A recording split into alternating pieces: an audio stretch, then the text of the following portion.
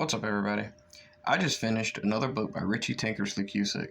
I actually finished this a few days ago, so this is actually not going to be super fresh in my mind, but it's fresh enough, I think, where I can do a review. The reason I haven't done a review yet is it's Christmas, and I'm decorating the house, buying Christmas gifts.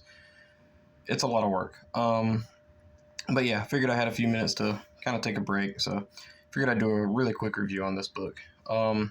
I'll go ahead and say this book was fantastic. It's one of the better books by Richie Tankersly Cusick, and honestly, I don't think there's really a bad book, at least here, that I've read. I liked all of these.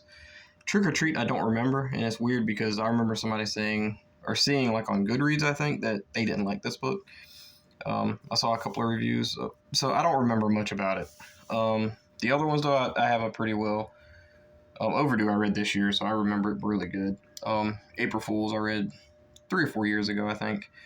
So yeah, the story starts off with Trisha and Nita. They're talking about the mall that they work at, and they learn that things are coming up missing in the mall, and there's food coming up missing, I think, clothes, different things like that, furniture, and there's also a girl that was working at one of their stations that came up missing. So Trisha works at the Muffin Mania, where she makes muffins and serves them and stuff like that. And the other girl, Nita, she works at a place called, I think, City Trends, where she sells clothes and stuff like that. So anyway, they go and they meet their other friend named Emojin, which I honestly thought was like a medicine. Whenever they said, all right, we have to go get Emojin from the bookstore. And I was like, what? What? I thought it sounded like a medicine to me. I'm sorry if your name is Emojin, you have to see this video. You happen to see this video. So she goes and finds her, and they talk about the mall a little bit too. Emojin is like easily my favorite character in this book, even though she's not in it that much. She's really fun and really funny. Very dry sense of humor, stuff like that. I love it.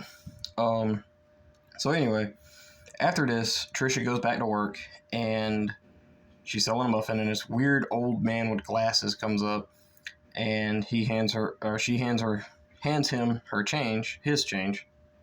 She hands him his change. There you go.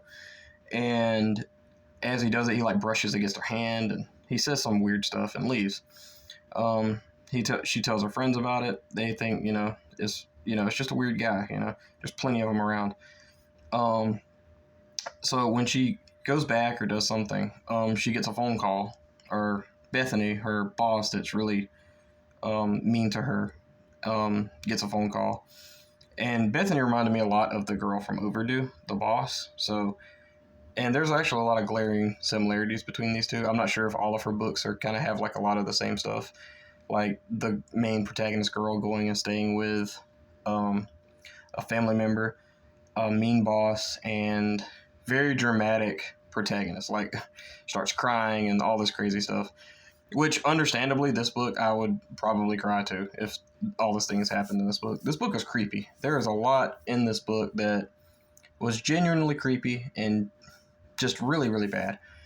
So anyway, she gets a phone call, and she asks, what's the phone call for?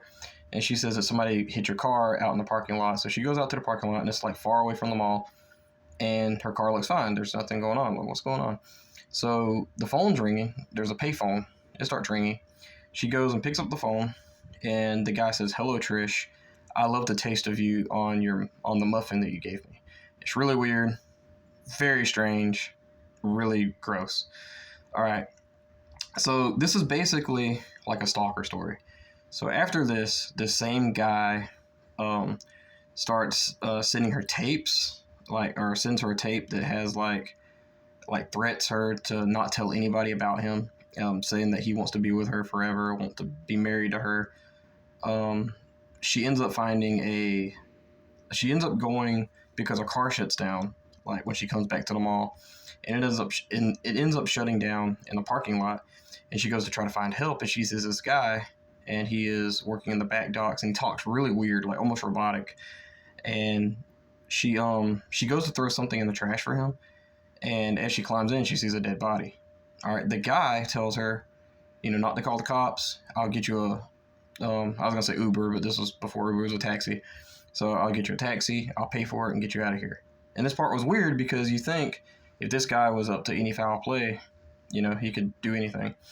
But no, we quickly learn later on this guy is absolutely crazy. But yeah, this book is basically just a stalker trying to attack Trisha, trying to get her to marry him. The climax of this book is brilliant.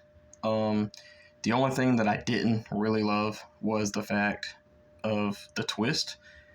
And to me, I don't know. I've seen Fear Street do this, and it worked, but in a cheesier way. This book felt more serious than Fear Street in a way.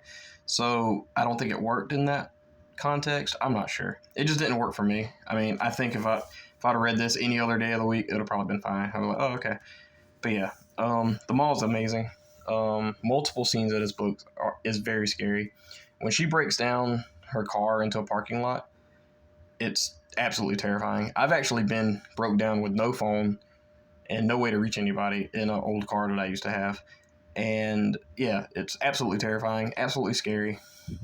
One of the worst feelings. And there's also a scene where she's trying on clothes in this mall part, and she feels like wind blow against her, and she says that she feels like people staring at her, and that's weird. So yeah, I'm sure there's a lot of stuff that I'm missing that I want to talk about for this book, but yeah, I think I'm gonna leave it at that. I think you should go in this blind. Just read it as not knowing as much about it as you can, but it's really good. I give it a 4 out of 5 stars. I don't think it's perfect, but it's really good. And the only reason I don't think it's perfect is because it's just not my version of perfect. Like, I think, again, if I'd read this when I was younger or read this any other day of the week or something like that, it could have been perfect. It's like one of those things that it just didn't hit for me. But yeah, Richie Tankersly Cusick, The Mall, gets a 4 out of 5 stars for me. What did you guys think about this book? Please let me know in the comments below. Thank you. Bye-bye.